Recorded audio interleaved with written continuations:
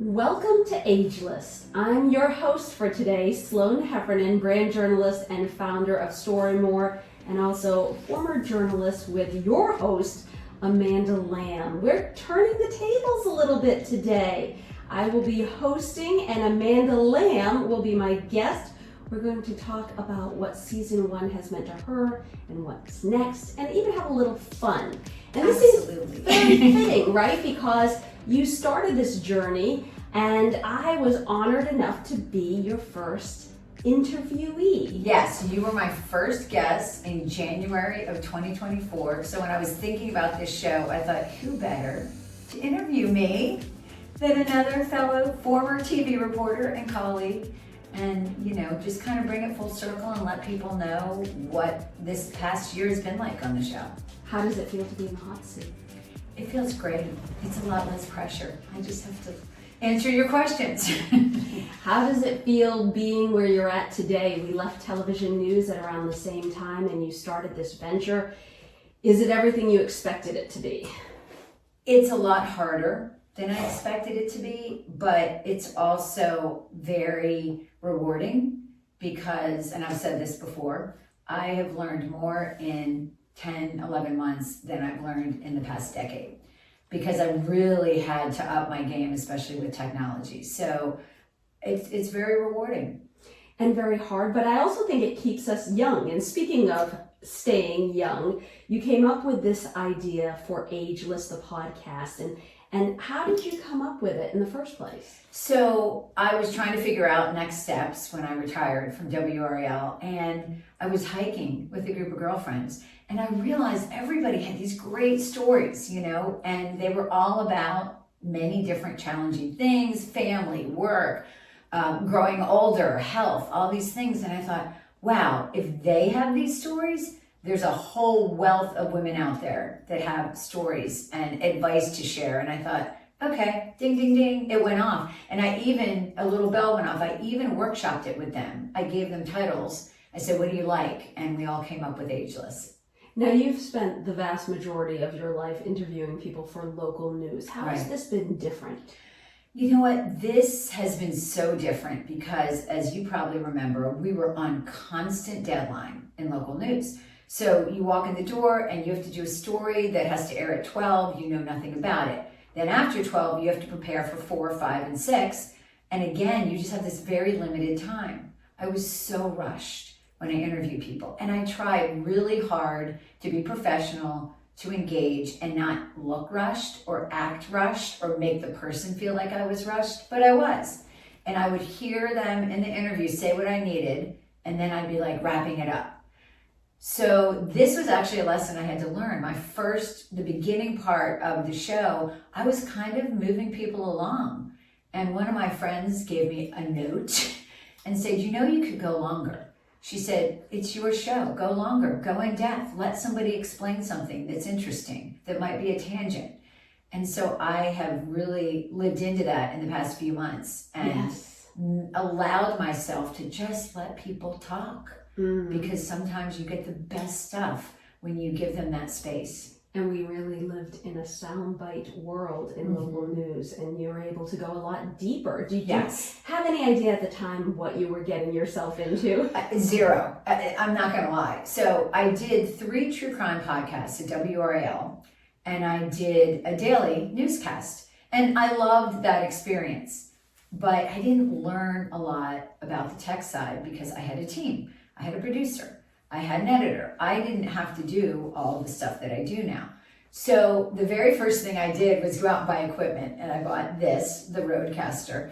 I quickly learned that it's a lot easier to do these online, so I also do a lot of them remotely.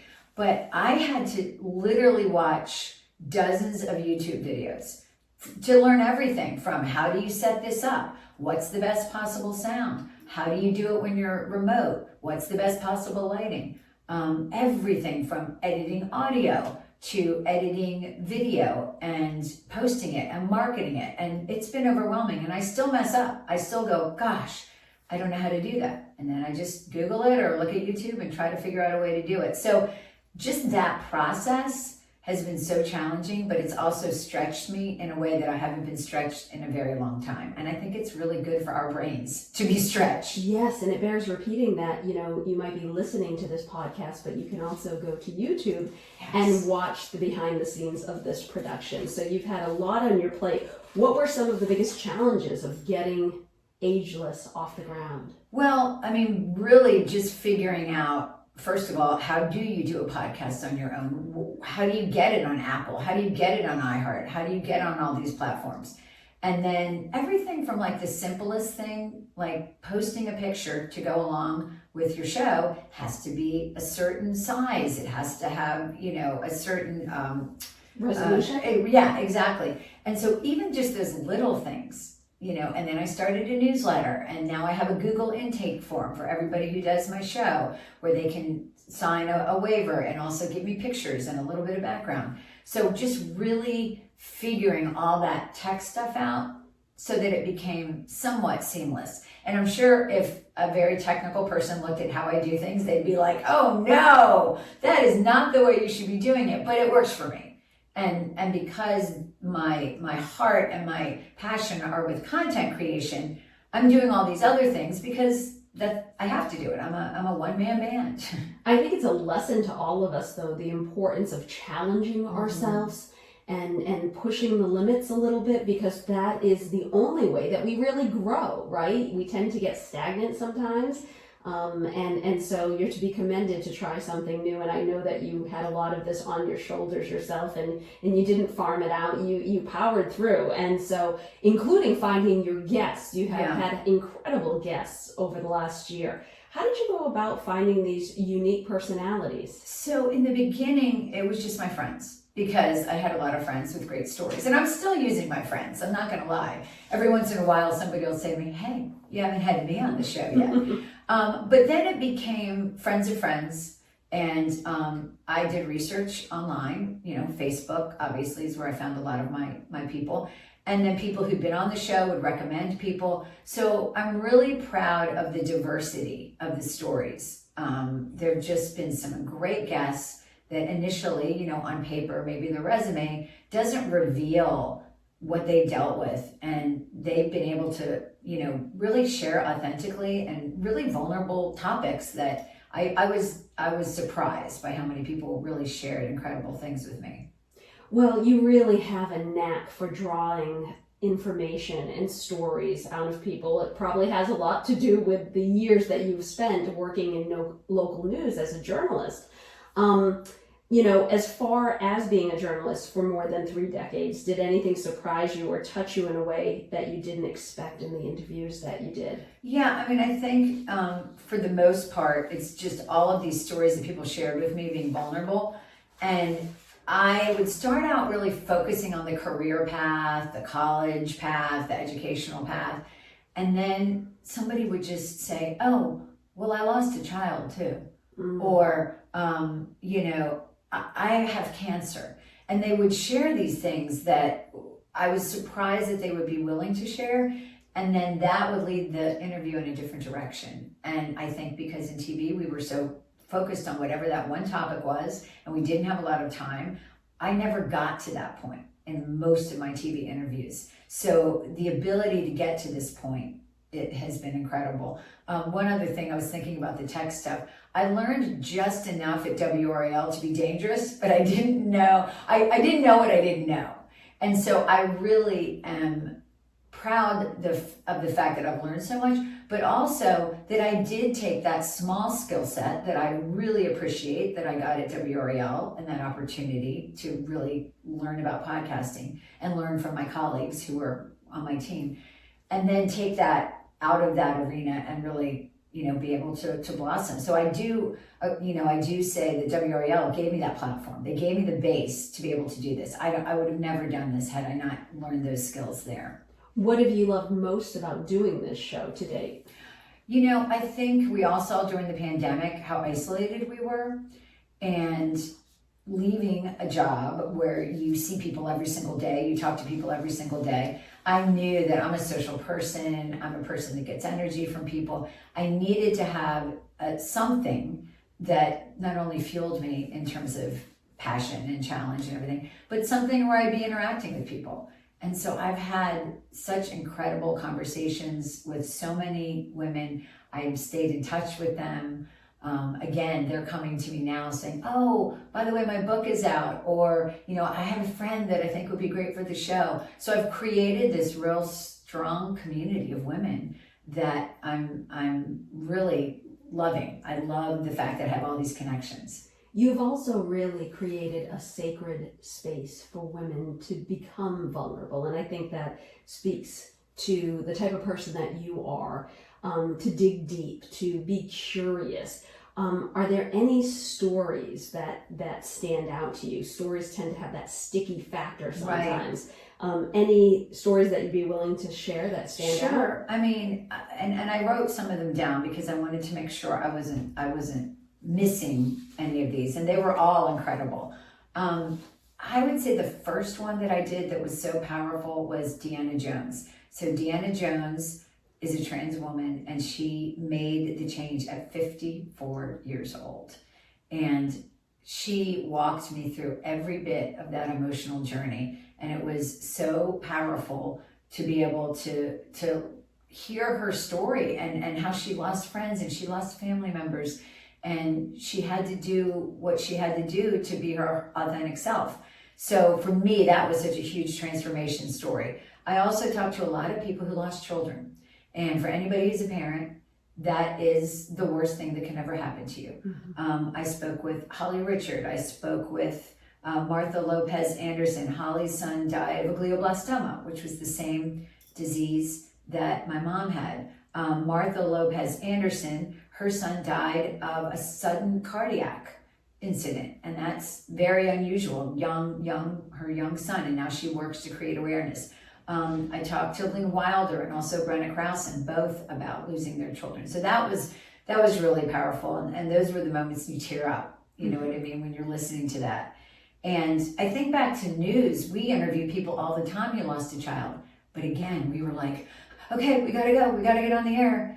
And we didn't have time to let that breathe, right? Yes. The way that I can now. Talk to people about having rough childhoods. Darlena Moore was a foster child, and she had some really bad things happen to her as a child. She's from Western North Carolina, so we also talked about Helene because that was something that, she and her family had experienced. But she turned into this incredible person, was able to go to college, get a degree, have a career, and now she gives back. She helps foster children go to college, which I think is amazing. And then I talked to people with health crises. I think the one line that I heard a lot was one call can change everything. And so these were women, Karen Woomer, Kathy Olevsky, and Tina Tart, who all have dealt with, Karen and Tina, with cancer.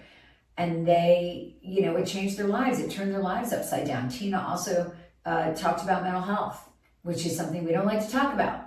So all of these women just really were vulnerable and authentic and shared in a way that I didn't expect. I know Tina and I were both crying by the end of her interview because it was so powerful. A lot of incredible women.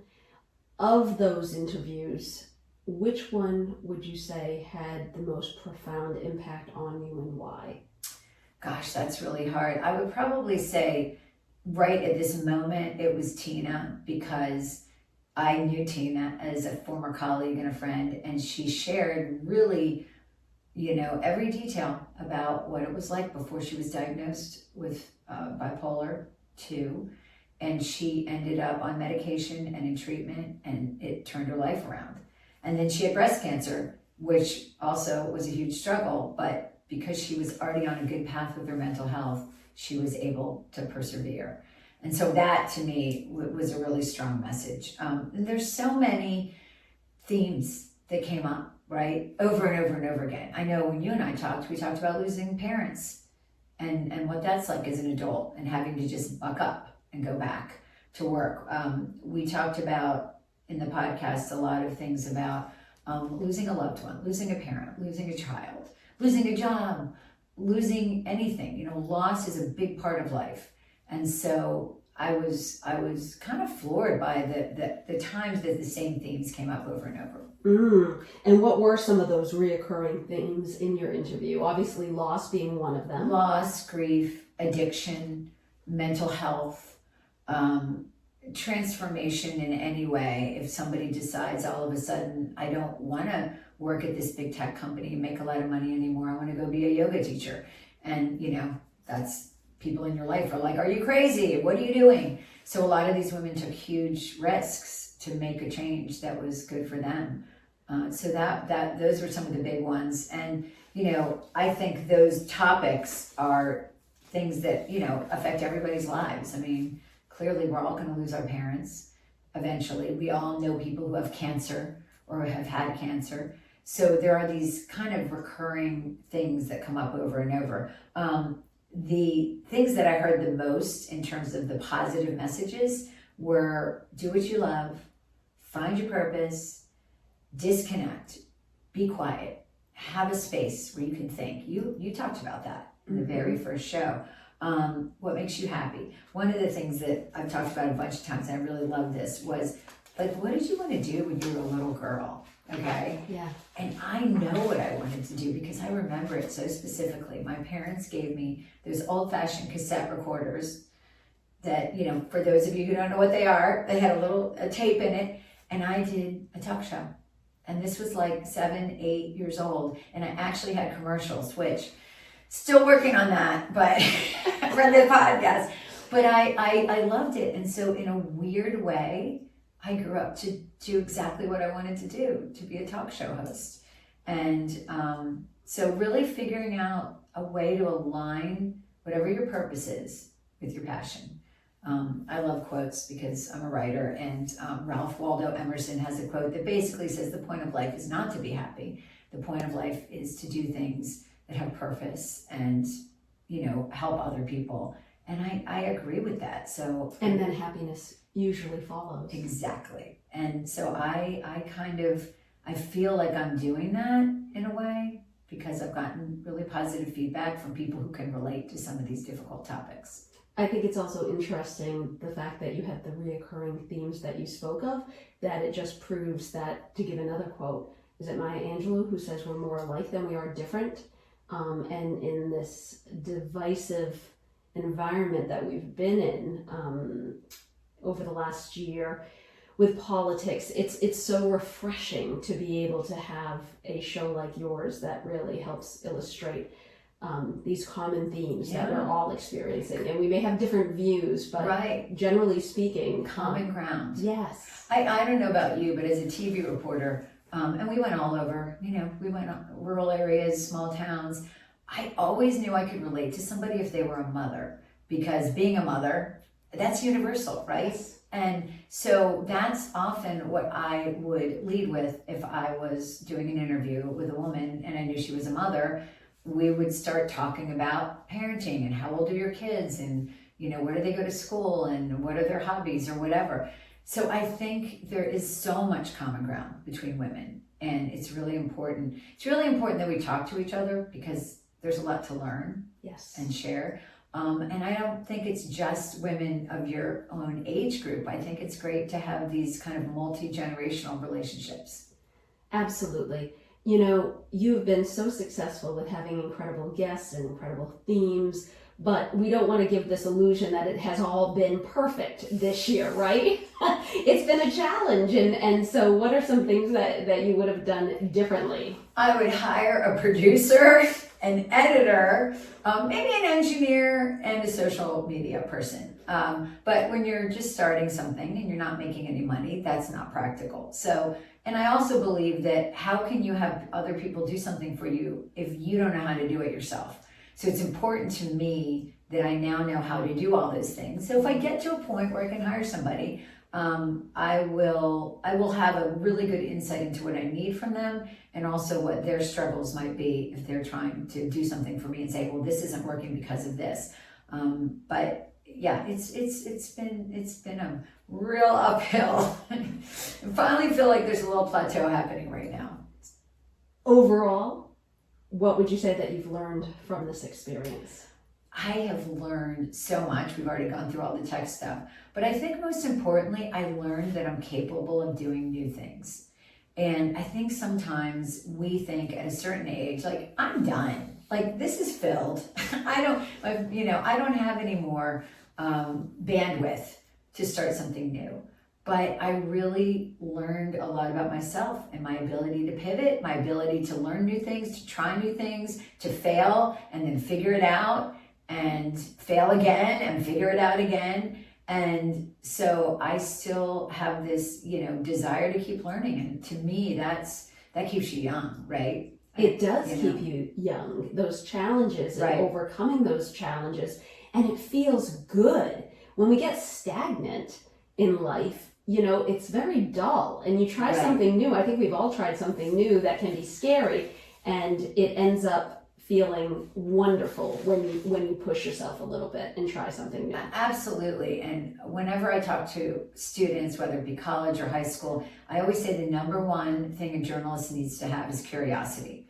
You have to be curious about people, about topics, about stories. There's no way you can be a journalist without being curious. So that really drives me, because I am curious and I do want to know more about people and their stories and their background and how they got to a certain place.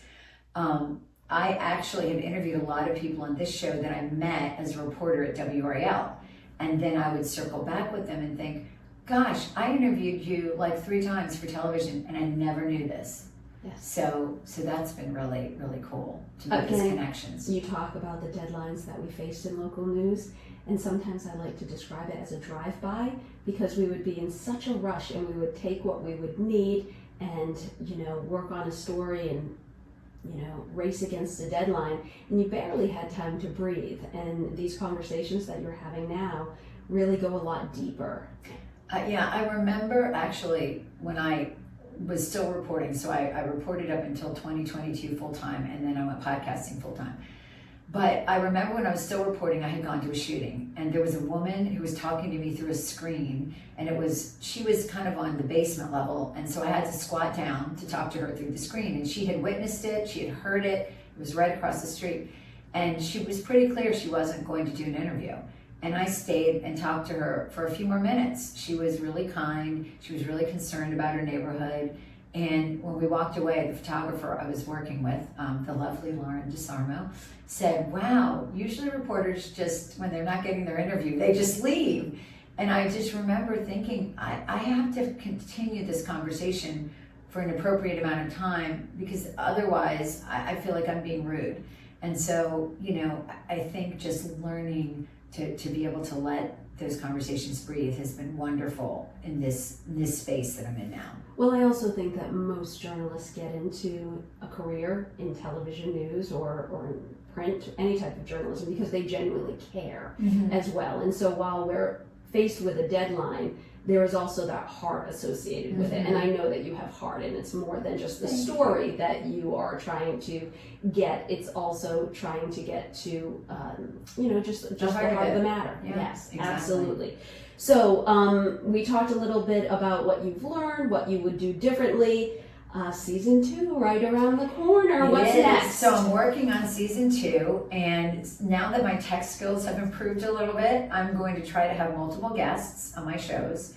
I'm also looking at topics. So I'm taking a lot of the topics that we've been talking about in this season. So menopause, weight loss drugs, divorce, caregiving, grief, anything that women in midlife or women in general are thinking about and have come across, cancer, all those different topics that people have mentioned to me. So my goal is to have somebody telling their story, maybe 2 people are telling their story, and then 1 or 2 experts to break it down and give some advice. And we did that in TV as well, but again, it was a soundbite. It was, maybe the expert got 10 seconds, 15 seconds. So my experts are going to get as long as they need to talk about best practices. What can women in these situations do? How should they begin? Who should they talk to? So news you can use. Going even deeper. Yeah. This is wonderful. And if you don't know Amanda personally, I need to tell you that she is the type of person that she doesn't do anything halfway. Thank you. She does not. She is a hard worker, a perfectionist, and so this first year was really about learning and growing and sharing these stories. But I would be remiss not to say that now that you're looking to also open it up to sponsors, perhaps, in the new season. Yes. You wanted to get things right first, correct. and you've done that, and now you're expanding, going deeper, and you're inviting others to come and be a part of Correct, this. yeah, so I can do advertising now, and I would love anybody who's interested to reach out to me. But again, I'm doing it as a passion project, and I mean, by the end of the year, this is our 53rd show, and I've done one a week for a year all by myself, and it's been exciting, but I do want to go more in depth, and I want to listen to my audience, and I think they like the profiles. I will continue to do them, but I also think they would like to hear some information on some of these topics. What are my symptoms that I need to go and talk to my doctor about? How do you handle a dying parent in terms of the physical, but also the financial and the emotional part and all of that stuff? So really just kind of going more in depth with everything we've already been talking about. So I'm really excited about it. Already started working on those shows, and those will launch end of January, season 2. You've created such a beautiful platform. What does ageless mean to you? Good question, Sloane. Were you a reporter at one time? Ageless to me is not allowing your number, your chronological age, to define who you are. And we are not our parents' generation. I think we have a lot more living yet to do. We have better health because I think a lot of us figured some of the health stuff out a little bit earlier than maybe our parents did.